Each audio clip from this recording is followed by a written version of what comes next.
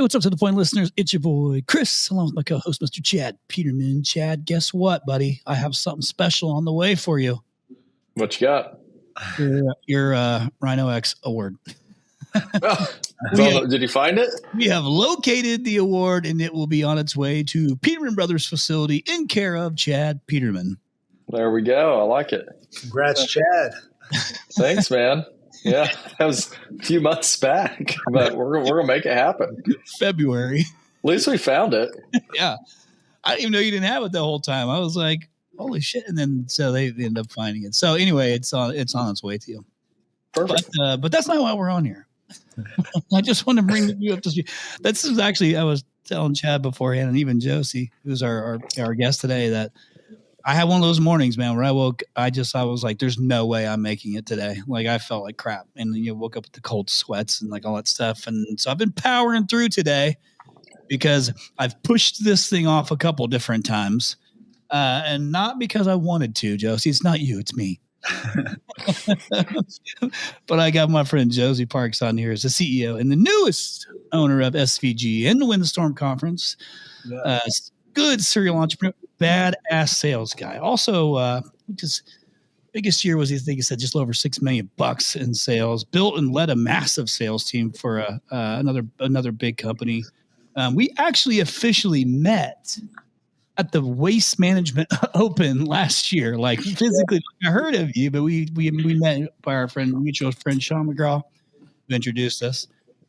And we just hit it off, man. Like we're off the bat. And I think one thing I'll just share real quick about our guests, and then just for those listening right now, this particular episode, yes, he is owner of running Windstorm Conference, which Ryno is the title sponsor of for this year. It's exciting. Now we have participated previously, but didn't quite, we're on quite the same page as the previous owner in regards to just, how we like to go to market and like just kind of what we're about. But Josey is those things, and and I'm excited for what he's doing with it. So, but one thing we're going to hit on too is just, this guy's also phenomenal in sales. I think there's something to learn here about sales tactics and also his leadership perspective. So we're going to hit on a few of those things. But number one, Josey, we finally got it done. You're here. Welcome to the point. Yeah, thank you for having me. Honored. It's like a fine wine, bro. I was just waiting, getting better over time. That's exactly the way I think of this podcast. Is it's like a fine wine. Yeah. Actually, it's the first thing I think of. This is a fine wine. So I'm excited to have you on, buddy, too, and just to kind of share. Again, I forget what size. What the heck size was it's CMR, right? That was a big. What they were mad. What was size? We were well over nine figures. And so it was a great run. And so you built these like sales team from like 30 something to like 300 or some ridiculous amount, which I can't even imagine managing 300 salespeople. Dear God. Developing leaders, and finding the people that want an opportunity and seize the moment and grow a team. And so, it was great. We went from 34 reps to 300 in about 3 years. Yeah, that's incredible, man. I mean, obviously, we're at a significantly different level than Chad and I are. I think we have a handful of sales reps, not so much 300. I got about as many as you started with. So I think we got on the HVAC side, we're at about 30 or so, I think. So I guess, Josey, one of the questions I would have that I'm sure listeners are, interested in probably understanding to scale a team like that, obviously takes a lot of infrastructure and process and procedure. But like what having viewed 300 people, obviously you probably have a leaderboard. What kind of separated kind of separated the best from the rest? Like what were the things? And I think, hiring salespeople is always a weird one, right? Because I have people from all different types of backgrounds. So it's not like, well, hire people from this industry because they're going to be perfect. It's like, well, hell, I got people that are former pastors. I got car sales guys. I got people who sold cell phones. They're all over the place. What were kind of the traits that you guys looked for when scaling to that level? It's interesting. We identified a real problem, and when we were bringing in reps from other companies, it didn't fit well. And we realized, like, going and recruiting from the industry and bringing them in, they always had, we used to do it this way. We always like to do it this way. And so you have a lot of competing thoughts. And so as a leader in your business, your job is to cast that vision so other people's vision fits within yours. And so we were obviously pushing growth and the opportunities here. And so we always looked at, rookies, people just coming in looking for an opportunity and want to seize the moment, and people that really were competitive. So one thing that we always talked about is the, opportunities we have when it comes to growth. But most importantly is like, look, this is a pretty competitive culture. And so if you're someone that you were in sports when you were growing up, you're much more likely to succeed. And so we'd really want to tap into that competitive side of people. You call it the prey drive, right? And so one thing that we always found, as I'm sure in your business, 20% of your reps are going to get you 80% of the results. So we still have that where we had certain guys that just outproduced. But one thing we were really proud of is through those years, one of the years we had 91 reps sell over $1 million. And so in the roofing industry, I don't know how many companies have actually achieved that to where $91 million producers. And so it was a big achievement. And it comes to development, developing your people. I feel like too many times leaders bring people in, they put them in the onboarding process, and they're not consistent with personal development, with really helping them. Because at the end of the day, Chad, you're talking about people, you're essentially a counselor. That's what really sucks about managing so many reps, so many teams, is you're like a camp counselor. And really, like, the personal life is so important to the professional life. And, understanding where they're at in their personal life is super important. And then, we always had rep goals. And so we would break it down to say, hey, what's your goal? What are you trying to accomplish here? Why are you here? And once you understand that, how much money, okay, I have a formula that can help you achieve your goals, but you have to commit to this. So we literally make them sign what their goal was, and we would build action steps. How many doors do they need to knock? How many inspections? How many closed? How many built? Obviously, you have to build it. But that's where it's like we would make sure their goals fit within our team goals. So when I started, we had 3 team leaders. At the end, we had 12 team leaders. And so, really, Chad, I'd say it's like personal development and proving out a process, because people don't scale, processes scale. And so we had a process for recruiting, onboarding, training, and too many leaders put them in and they don't show them success. And I think it's critical that when a new rep comes into your business, they taste it, they feel it, they understand the success that is going to get them their goals. And it's not just throwing them out to the wolves. And I think too many companies don't have a real training and onboarding that shows a rep success. So we also had a model where we brought people in, they had to start as canvassers, setters, and then once they set a certain amount of inspections, then they could then move up, because we know, like, hey, if you're not even going to knock to get the lead, there's no chance you're going to knock to get the sell.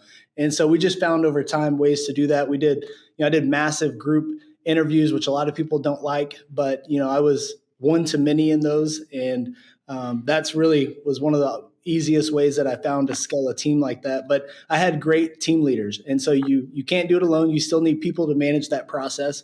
And so that's where I would say just the competitive prey drive, finding those types of people, your chances of success are much greater. That was a hell of a first question.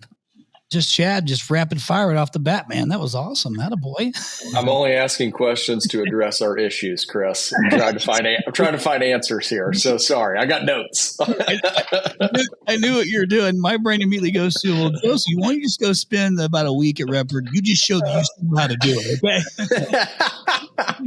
bring those 91 guys with you or gals with you, because I really like to see them do the same thing for Redbird Roofing. Yeah. Well, and what's interesting is that, Josey actually is a serial entrepreneur. He's involved. He actually has like multiple businesses, and I didn't know about, the history until you and I talked about it. And then Josey came out to Phoenix and we ended up staying, in your suite, Chad. And hanging out. Hopefully the light switch was fixed. The light switch was working just fine. Yeah, that's great. Operator error. But we were just talking just about a little bit more of his history, and he uses this one word that stood out to me, and I was like, I thought I had an idea what he meant by it, but it was a word that I've heard him now say many times, and that Josey is an actioneer.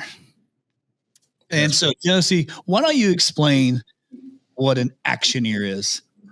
An actioneer, that's all of us, right? We all, I call it visioneering and actioneering. We all have a vision for our future. And I feel like too many times in life, we have analysis paralysis, right? We're analyzing everything before we're actually taking action. And so I want to be an actioneer in my life, which means I want to engineer my future, but it's required to take action. And too many times we're thinking versus acting. Thoughts lead to action. Action leads to results. We're not perfect thought making machines. Action is where you measure the results. And so that's where I picked it up, I don't know, probably 10 years ago. I just started claiming I'm an actioneer and finding people that take audacious action. Bro, you're actioneering your future, which means you're creating the future you want. We were created to create. And so it's up to us to really be the change we want to see. And so that's where, I don't think we talk about action enough and execution. And there's, a lot of people that talk about concepts and ideas, strategies, but you just got to start taking action, measure the results, adjust your action, and take more action. So actioneer your future. Got it. So this actually makes me think about a conversation I was having with one of our team leaders was around, instead of having daily goal meetings, it was like, why don't we talk about daily tasks meetings? Like, what are we actually accomplishing let's not talk about what we're going to do. Let's talk about what we just did and what we have to do. And that way there's actually something tangible with it that's being executed on or done on its way to whatever that goal was. So that's an action here, right? Somebody's actually taking action, and now we're measuring based on action items. Yep, exactly. Yeah. So were you doing this kind of training? I mean, you're leading 300 salespeople, and you got a lot of sales team leaders. I would have to, in the roofing world, it is, you do it if you're doing a ton of canvassing, door knocking, whatever. That's you have to take action, otherwise you're not making any sales, right? You're not making any money. So is this something that where you think about, you have 300 people out, knocking doors. Mm-hmm. To me, it's like, does that work across? Would that work in Chad's business? Could you go and just knock doors in the plumbing or HVAC business? I'm sure there's probably something there. Mm-hmm. Here there is. I don't know. Chad, have you ever done anything like that in your guys' world? I haven't. I'd like to. I think it can work. I've talked to guys who make it work, especially water treatment. There's a guy out in California that's doing it. I think it can be done for sure. I think people are so scared of knocking on someone's doors today, but people still do the same stuff that they did. They'll answer their door, and if you got something, it will. I think it's just getting over that hump. That fear of knocking on their door and someone coming to the door. And then we always tell technicians in our business, we are the last frontier of face-to-face sales, sitting down at a kitchen table selling something. I mean, now I know there's plenty of people around the office. They're yeah, I just bought my wife a car. Never went to the dealership, just texted with the sales guy, and then went and signed the papers and picked it up off the lot.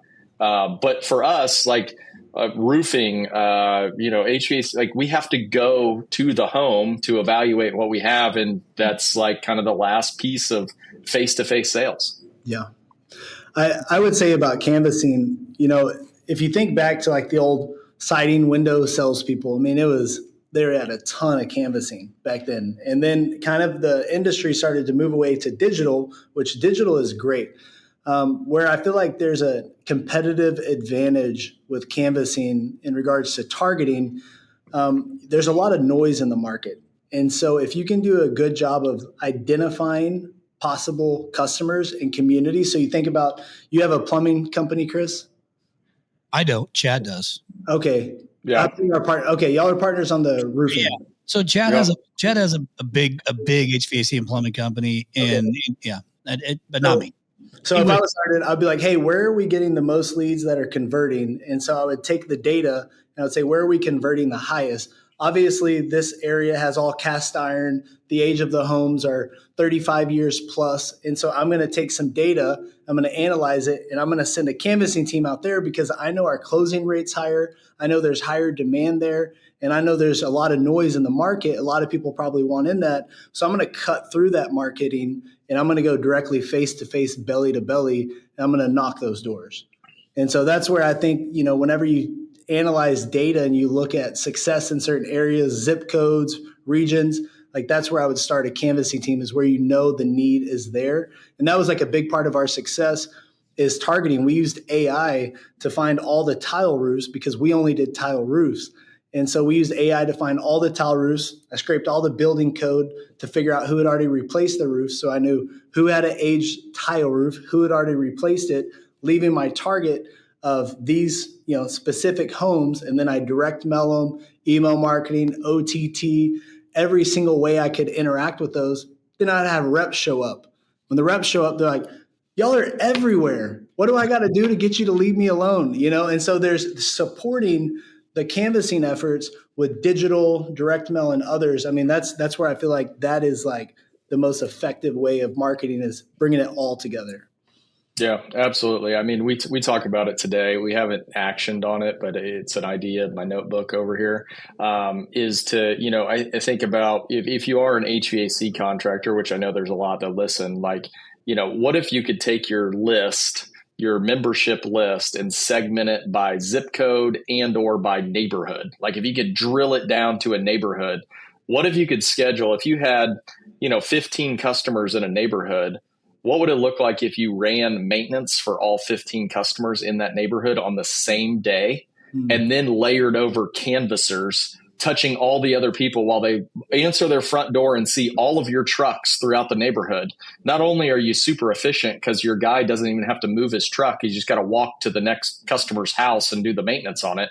But then you, to your point, direct mail maybe a week before, and then like you get that owning the zip code. I always tell people who are smaller, I'm like, well, yeah, it's great to be in a big MSA where you can take a lot of leads, but like, what's it look like if you're in one zip code, if you just own that zip code?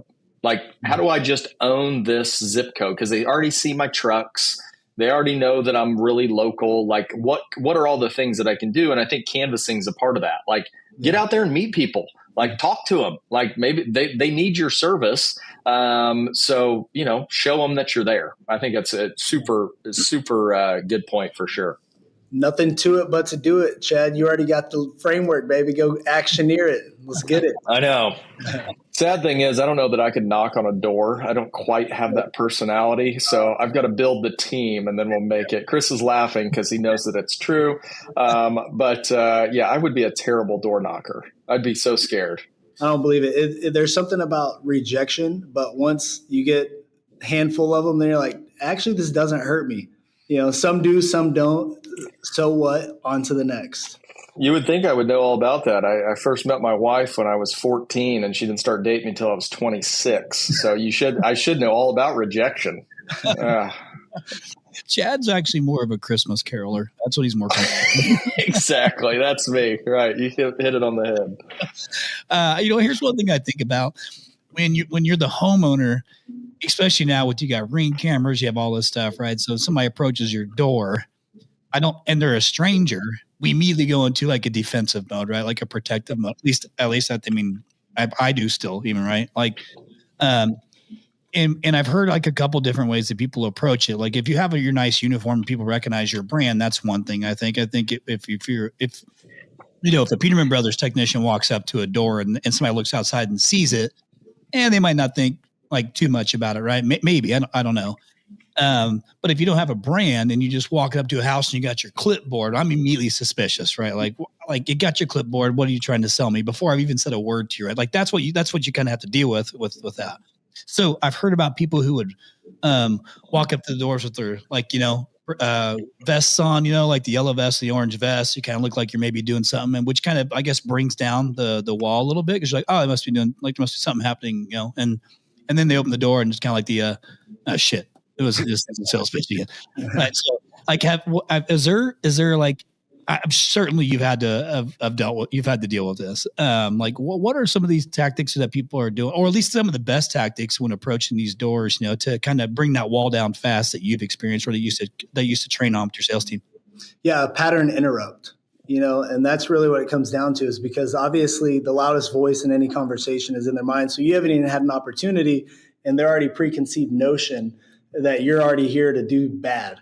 And so immediately a pattern interrupt. I'm a huge fan of question-based selling. And so leading it off, obviously introducing yourself with a smile and a question. Starting off with the question, hey, and this is a lot of roofing companies do the whole, I'm sure you saw our trucks in the neighborhood. We were doing Mr. Jones' house down the street. I just wanted to make sure that you knew about our company. And so there's, the introduction, but then there's like, and by the way, have you had your roof inspected after recent storms? I'm not sure if you're aware, but a lot of the customers, when you saw those roofs replaced, they didn't actually pay out of pocket for that. They were able to save $20,000, $30,000 because their insurance identified damage on the roof, and they did a full roof replacement. So have you actually had your insurance out yet? So it's like breaking through, credibility, pattern interrupt, asking a question, showing that there's value that is in the marketplace that you can get to, and you don't have to pay out of pocket, except your deductible.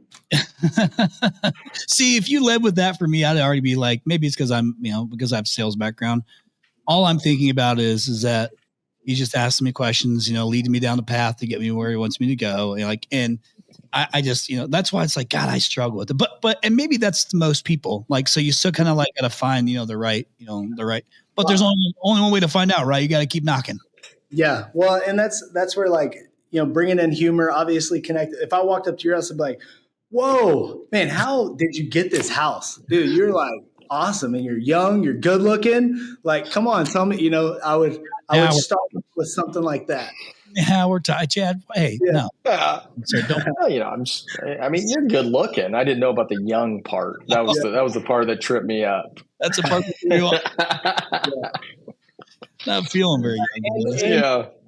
Making sure people are aware. I mean, there's awareness aspect, problem awareness. With question-based selling, making sure people are aware of a problem they may not have been familiar with, and a lot of people, when you see home service vehicles, you see construction going on in your neighborhood, it usually piques some curiosity, and so that is where like problem awareness, so people are aware, and then solution comes in. But question-based selling, I feel like a lot of people don't push enough on, but I'm a huge believer in pattern interrupts. And so each neighborhood's a bit different. If you're a higher end area, you're going to connect differently.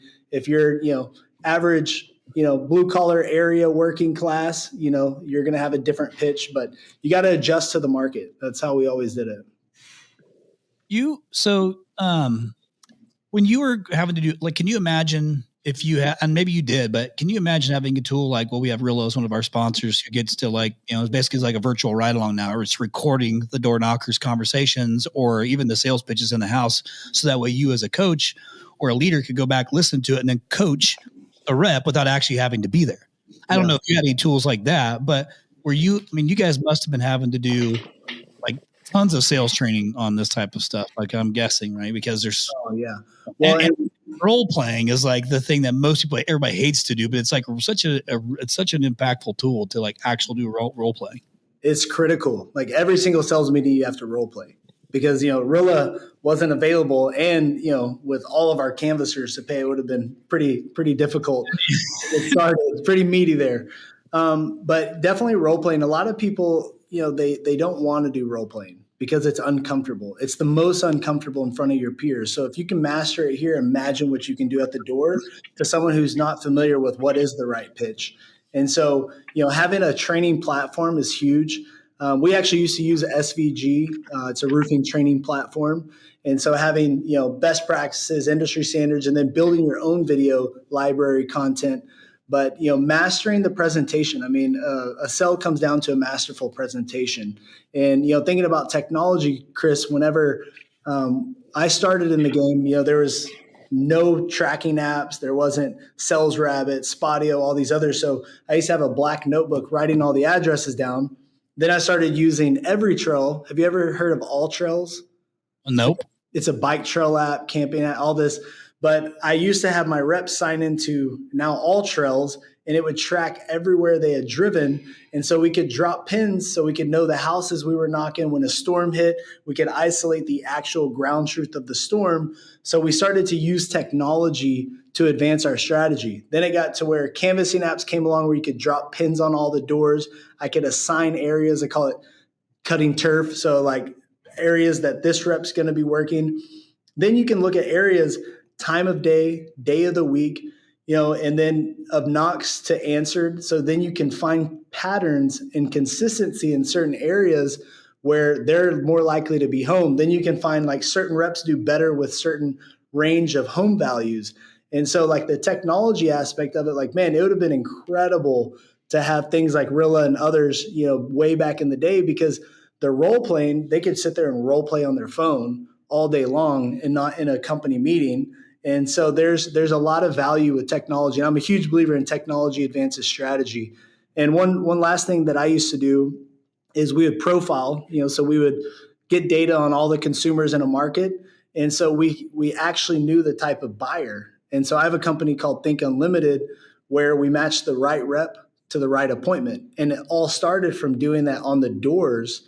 And so now we put over $10 billion of one revenue through our platform, Think Unlimited, and it's all about predicting revenue from a company value and a rep value and assigning the right rep to the right appointment. So it's technology changes the game. But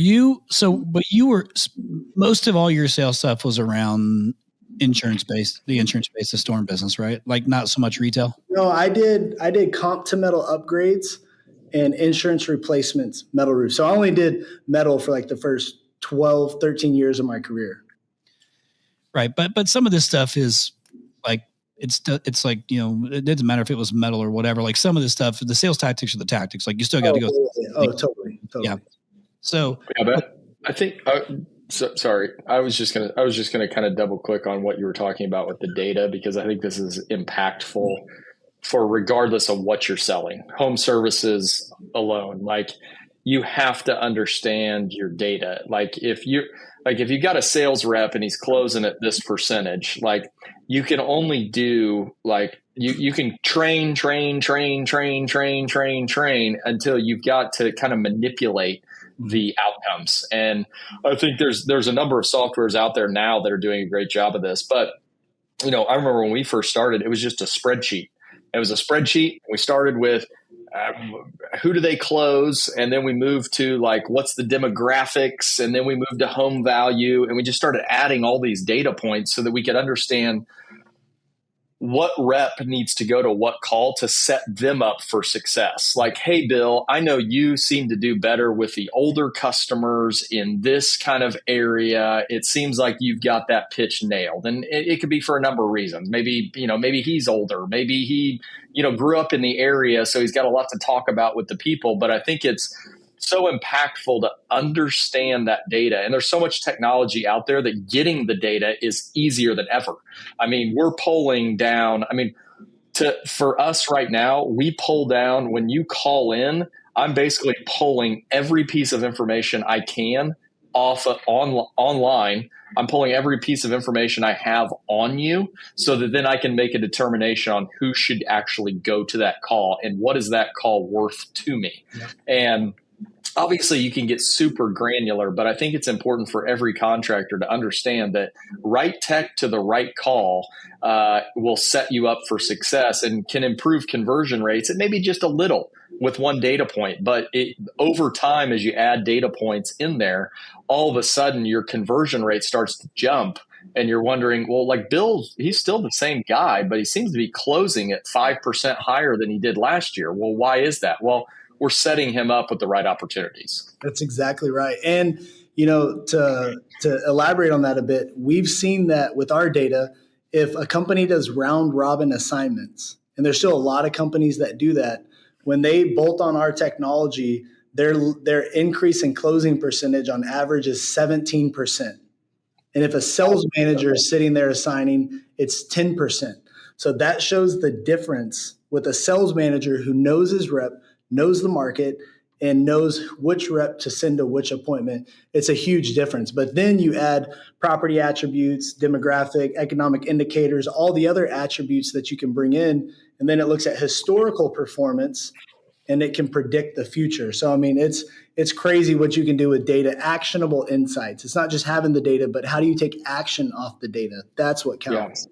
Well, if you're sitting there as a contractor and you're thinking that your dispatcher doesn't have a favorite technician who they're sending to the best calls because they like them the best and they're the nicest to them, you're wrong. All right. So you have to use data because feelings will get in the way. Just similar to your example with the sales manager, in a lot of contracting businesses, a dispatcher who's like, I just really like Bill. Well, Bill can't close a book. So Bill's killing us out there. So stop sending them to all the best calls. Yeah. Kill Bill. Yeah. Yeah. No, they know how to sweeten the pie with the call center. Oh, yeah. That's why cookies. They're hanging out. Yeah. Cookies, donuts. I've seen all the tricks in the book. I never really thought about sending the right person to the right, neighborhood. I mean, I guess it makes total sense when you guys say it out loud. Yeah, I guess you'd want somebody who could actually speak to something about the neighborhood to connect. Yeah. Well, because some reps they're nervous with price. If they're going into a home and it's in a higher ticket item, they're more nervous. They're not as confident. So once you hit over a certain threshold, they lose confidence. Whereas another rep, he's like, oh man, yes, this is value to them. I can't wait to close this deal. Give me more of these. So, with knocking, there were a lot of reps, they were scared to knock huge houses because they felt intimidated by the status of that person. So no, rep assignments, I feel like it's one of the most underserved things in the market. And it's the future. So I'm glad to see Chad sharing some data on that and how it's increased his closing percentage. Yeah. Well, and we've seen it too, just with simple things. If the guy grew up in that area, more than likely that homeowner, we're in Greenwood, Indiana, which is just south of Indy. Well, if I got a rep who went to Greenwood High School and played sports and all of this stuff, the likelihood of him being able to build a bond of oh, do you know so-and-so? Oh yeah, I played baseball with him. And it's a heck of a lot easier to build a relationship with that customer. And then they're doing business because they know, like, and trust you because, hey, my neighbor 3 doors down and you used to play in the neighborhood when you were a kid and all this stuff. And it becomes more of an emotional thing than it is a price thing, than it is a, company thing, whatever it may be. So I think it's extremely powerful. And you can find these weird trends. I mean, we've seen it with reps. We're why does this person do so well with these people? Mm-hmm. And then you sit down and then you kind of start to understand oh, okay, I get it. Whatever the case may be, they can connect with this demographic a hell of a lot better than anybody else on our team. Exactly. Chad used to use the, this is a fun fact to all of our listeners that they don't know about Chad that I do know, what he used to use to connect was the fact that he used to be a flute player in the junior high band. I think it was the flute, right? Or maybe it was just a recorder. I can't remember. I played instruments for 1 year because I had to, and then I was done. Yeah. What did you play? I played the clarinet in 5th grade. No shit. I would have never picked you for a clarinet player. I wouldn't have picked myself for a clarinet player. I was pretty terrible. So that was all good. Made it 1 year. 1 year. Well, nice try, buddy. Yeah. I can't picture that, but that's great. Maybe we need to revisit that sometime. Let's keep talking about sales, shall we? Well, yeah, I want to make a little hard pivot for a second because Josey just recently did a little mini retreat with a group of contractors that you were talking to me about, and I thought maybe what we'd do is because some of those guys came out and then hit me up on Facebook. I don't know if you said something or what or how we got connected, but two people reached out to me. I can't remember their names off the top of my head, but that were in that picture with you that were just part of the group. Yeah. One dude covered with tattoos, younger. They're all young. They look like pretty young guys. Yeah. 32 and under is that group and doing over 5 million in revenue. Yeah, each of them are doing, or what do you mean? They're 32 and under, and they're all over 5 million. Yeah. 5 million or more last year and built and collected revenue. So you got to hit that standard to even be in the group. Oh, okay. So this is something that you have that's existing. And what I wanted to know is like you came out of that thing like fired up, because I know you messaged me. So what was it? It wasn't like it was a really long thing. What was it that you were going over with these, with this group? Like, was there some, like, do you have like this, this like a training regiment that you follow when you do something like this? Like, what is it that you're doing that, that would seem like it had you all fired up? Yeah. So I've always attended masterminds, hired consultants. And so I've been a part of a lot. And, I was really thinking like, man, with the future and it's not a diss, but there's a lot of gurus out there that sit there and sell courses, sell information online that have never actually built businesses. And so I feel like there's a lack of real business builders in the market. And so for Win the Storm, I have the young roofing professionals. And what that is like leaders coming up in the industry that are young, that I believe will be the future leaders of the industry. Let's equip them. Let's give them tools, information. And so they were all getting together. So I'm like, hey, let me put a mastermind together for y'all and just drop some knowledge on you and save you some time and compound your time with results. And so I had one of my buddies, Alec, he runs his company's about $140 million company. I had him come. He has the core 4 leadership. It's core 4 of leadership. And so he came and basically did his training, and it's to evaluate you as a leader.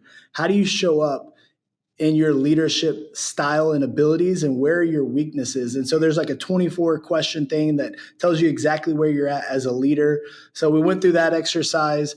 The importance of leading from the front. And that's one thing that I really trained on and focused on. All of my leaders need to be out in the field, working with their guys, keeping the momentum going. So I had my buddy Raymond, who's actually now partner with me at SVG. He has a multiple 9-figure business. He sold his roofing company to private equity, and now he's coming as a business builder. And so he came and shared the, leading from the front focus and exercises. Then I had another buddy of mine who sold his business for multiple 8 figures. And he came and we actually did a breathwork session. And so I don't know, many listeners have done breathwork before, but there's something about slowing the mind down and letting your true self come out. And so none of them had done breathwork before, and then, crying in it at the end of it. And it's a crazy experience if you've, done a 30-minute breathwork session, which sounds crazy. And all of them at the start were like, not about it. But at the end, and they all had revelations through that, like of what they're lacking in their business or what they're really excited about. And so they had actionable things that they could take from just sitting there, not even really thinking, but just breathing. And so it was, leadership. It was leading from the front. And it was like mindset mastery. And then I also had one of my buddies, Zanti, who's an artist, who came and, he shared as a creator. We're all creators, right? And, words matter. What you make matters. And when you talk, you create matter.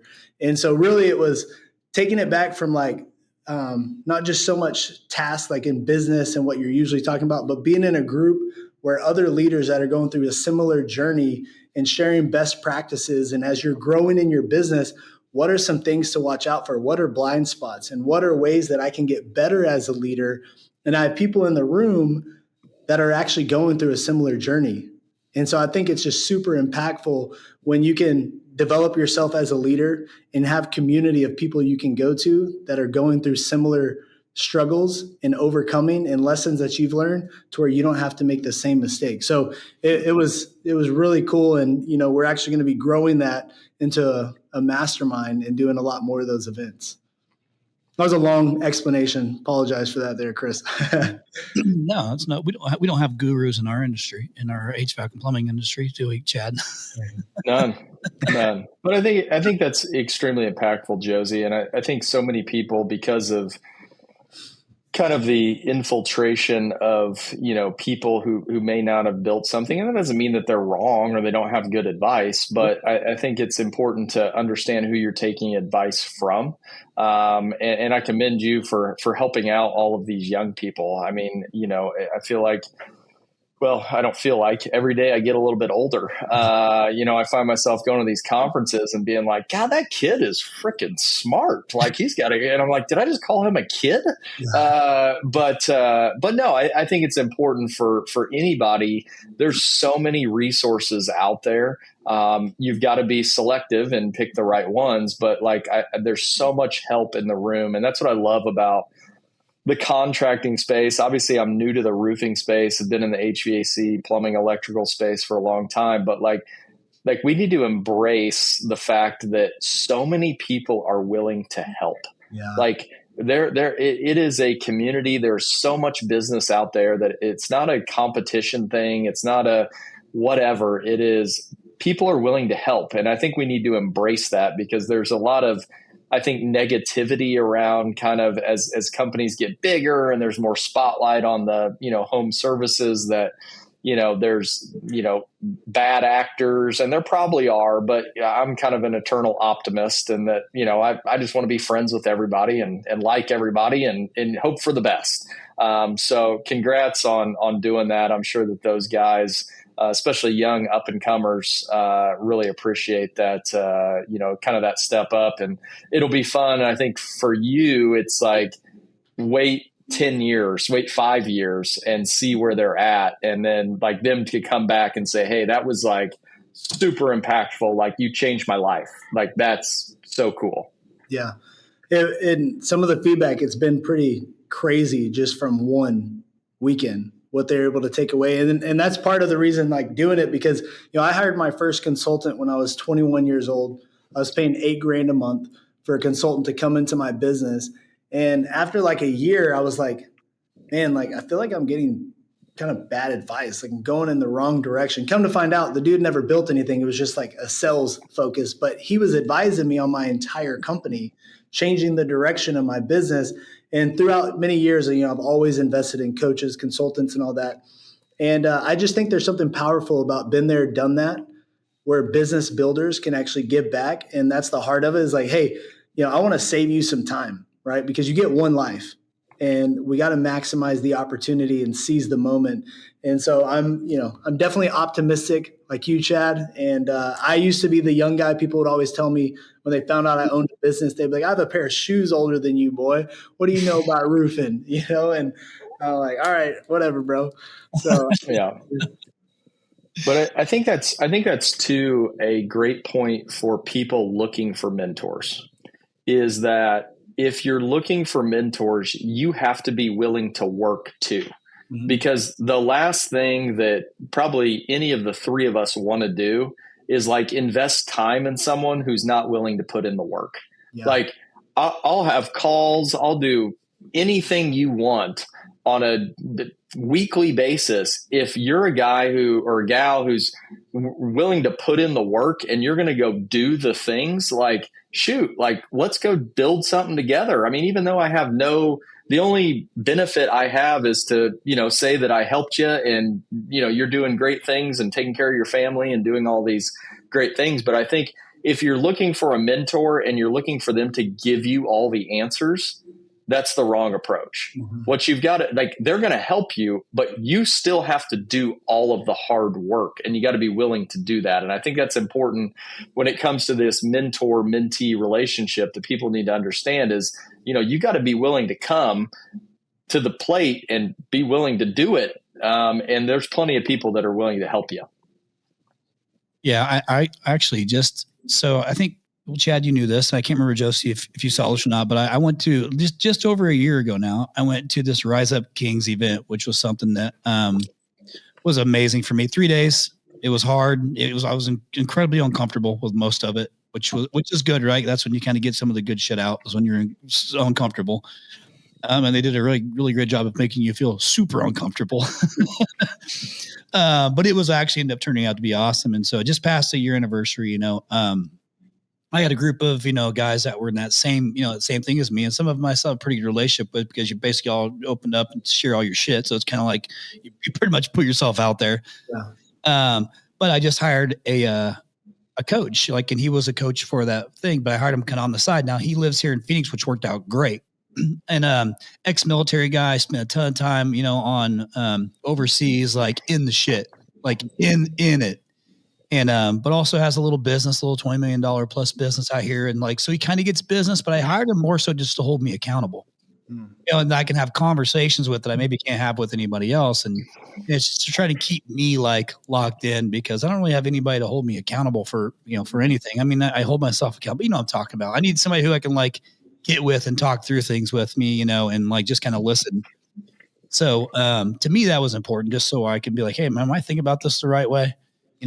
Or he's going to, challenge me to do other things I don't want to do, which is part of part of how I've always learned is I would go and do the Spartan races I do not like to run, which is the whole reason I would do it. Right. It's just to go and do it and accomplish it and remind me that I'm in control of myself. Yeah. But I did get a coach. So I do want to segue, because I want to make sure with time left that I want to talk about Win the Storm. And I think it's important because, I was involved with it for a couple of years as Rhino. We were kind of coming into this insurance-based, insurance-based, conference. And I was trying to talk retail back then. Well, this is before I had a roofing business, and I learned real quick. Shit don't always go as planned, because we started out as a retail company that immediately diverted into the insurance business that we were not prepared to handle. But it is, it wasn't my vibe. It kind of wasn't what I was about then. And then when I met you and I heard that you bought it, and we learned a little bit about each other, your character, what your purpose is for it, like the things you want to do, very much are aligned with like Chad and I's thought. Like, we want to continue to give back and help others and do these things. And that's why I was bought in on it. So I am excited to be back, and speak main stage, which is cool. Can help kick off the event with you. It's just, I told you the reason I did it was because I believed in you, and I believed in your vision for it and what you wanted to accomplish with it. And I could align with that. So it feels good, right, to kind of go and give back to this group. But I also want to learn as much as I possibly can from this thing, now that I'm kind of in the industry as a roofing contractor owner, and like, just, learn all the things. But I want you to just explain, like, dude, you have all these other companies. Why in the hell did you just, how hard it is to run these things? You see how hard it is to run these things, man. They're so freaking difficult. There's so many moving parts to these events, and this thing is big. Yeah. What were you thinking, bro? Why did you do it? I still ask God, why me? Like, why me? Never would have thought it was as much work, but there's something, we're all called. That's what I truly believe. We're all called, and it's up to us if we want to answer the call.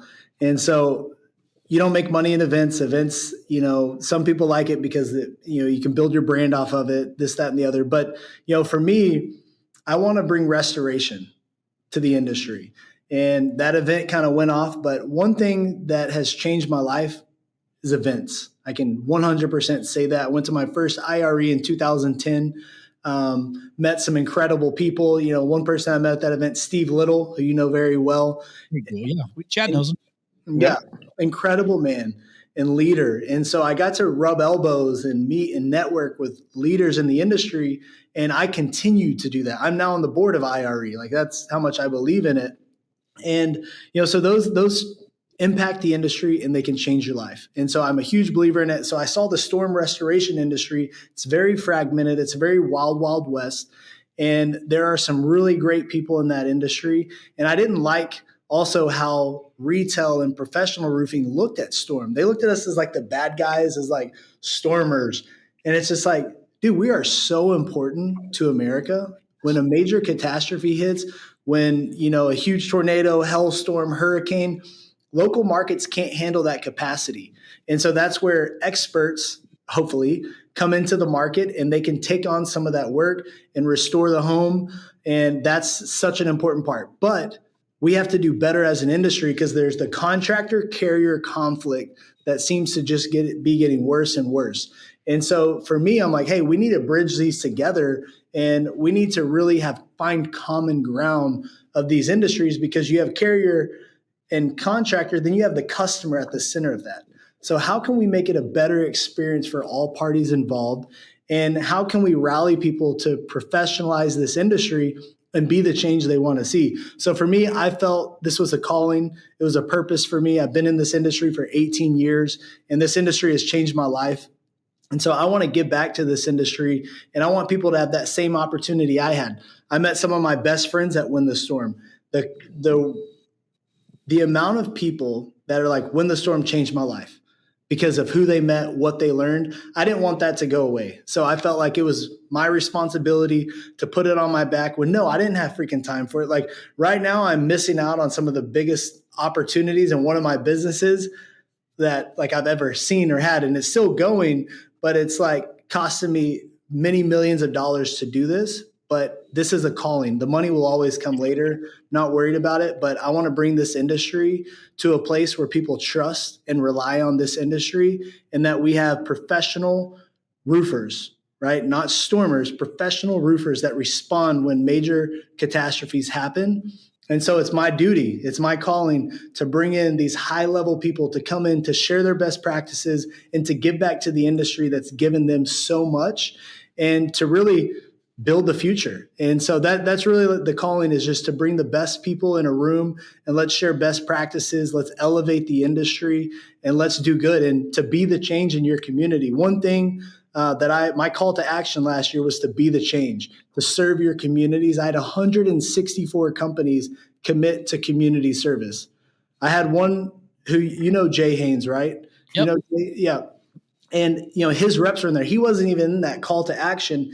His reps together had come up with something. Since Win the Storm, they've raised over $100,000 for community service projects and things that were important to their heart. And so they're actually committing their commission to that. And there's so many other stories of people that have been the change in their community, and no one's coming to save us. We can't rely on the government to heal our communities. And, the trades are such a massive opportunity. This is our moment. This is our time to give back to the community, raise awareness of like, we're the good guys. This is an opportunity you should look at for the future. And so really it's just to rally people together, come to the trades and be the change. Yeah. And I like that, because you're not just like that is the foundation of it, but you're also now trying to mix in this restoration, this retail, so you're trying to make it be more than just about, the storm business, the insurance bit like that. So that's part of it where that's just a slow roll, right? Because it's a slow roll, but early on, like I did a presentation maybe 3 years ago, main stage presentation on how to make it rain when there is no storm. And it was my shot at trying to teach, hey, while everybody's focused on this here, there's still this massive chunk of retail over here. But what I didn't understand when I did that, I was naive. What I didn't understand was that there's two completely separate processes and sales processes. And this one's more like project management. This one's like straight sales, right? And this one you might want to focus on some financing, and this one over here you're focusing on the insurance, and both of them exist. I just didn't realize how difficult it was, and that salesperson is different than this person, and so it's probably a little premature on it. Yeah. But it's to bring information, because a lot of retail contractors, they don't understand storm. Storms hit their market and they just don't deal with it. So it's a way for them to better understand the industry, best practices. Then when it comes to storm contractors, they want more predictable revenue. They don't want to be feast and famine. So they want to figure out, how do I bolt on revenue that's consistent and that's retail, that's not storm related. And so that's, I've been in both sides of the industry my entire career. And so that's where, I'm bringing some incredible retail roofing companies, home improvement companies that are coming to share their best practices. So at the end of the day, you can have hybrid models. It works, but you have to know who your customer is, who are you serving, and what are the processes required to run a successful business with that process. Love it. Well, listen, I know that this is a ton of work for you to do it, and it was a big risk. It's a huge risk to take this thing on. But I am encouraging anybody who's listening, who's had any interest, in this roofing space. And by the way, a lot of, Chad and I's friends, have also gotten involved in roofing, but a lot of listeners are kind of going down that path too. But go check it out. And if nothing else, that's also kind of cool to learn something that you might be able to take back and implement in your vertical. But maybe just real quick. So just for the sake of time, because I know Chad's got to get boogieing, but best way for somebody wants to check out, the conference, just go to the website. And then, listen, it's not till August 19th, 20th. Yeah, August 20th through the 22nd in Dallas, Texas. You can go to winthestorm.com. So that's winthestorm.com. You can find it there. And there's a 40% discount going right now. I don't know when this will air, but right now there's a 40% discount on there. Yeah, we'll make sure it airs ahead of time. Well, listen, dude, I appreciate the heck out of you. I'm glad you and I started to become a lot closer. And, I didn't quite know exactly which way I wanted to go with this, with this episode, other than like focusing on some of your sales stuff, for the majority of our listener base. But then, we still have a decent chunk too that are in that restoration roofing business too that are listening. And so I'm excited to be there, dude. Like I'm looking forward to it. Charlie Kirk will be there if you like Charlie Kirk. So he's a champion for the trade. So he will be there. So if you don't like him, don't listen to his talk, but come connect with everyone else. There you go. Well, congrats, bro, on putting this whole thing together. And I appreciate you giving us time. And I meant it. Chad, we got to get Josey to come in our market and show us what's up. Yeah, no doubt. I got that note written down. Hey, we've got a medium Redbird Roofing shirt waiting for you, and whatever you need, bro. Yeah. Hey, at the gun show, baby. Yeah. Shit. All right. Well, Josey, I appreciate you, brother. I'm glad we finally made it happen. Yeah. Thank you for having me. This is awesome. And Chris, all that you do for the industry, and Chad, is definitely a pleasure getting to meet you. And I guess I'll see you sometime around. Hopefully, absolutely. Chad. Yeah. I had to get him down there. Well, listeners, hopefully you're able to at least take something away from this too. And even if it's in the sales stuff that you're talking about, or just making sure that you can leverage even technology to start to pair the right salesperson with the right job, like whatever it is, hopefully you learn something. So you don't got to do everything, but you got to do something. No 0 days.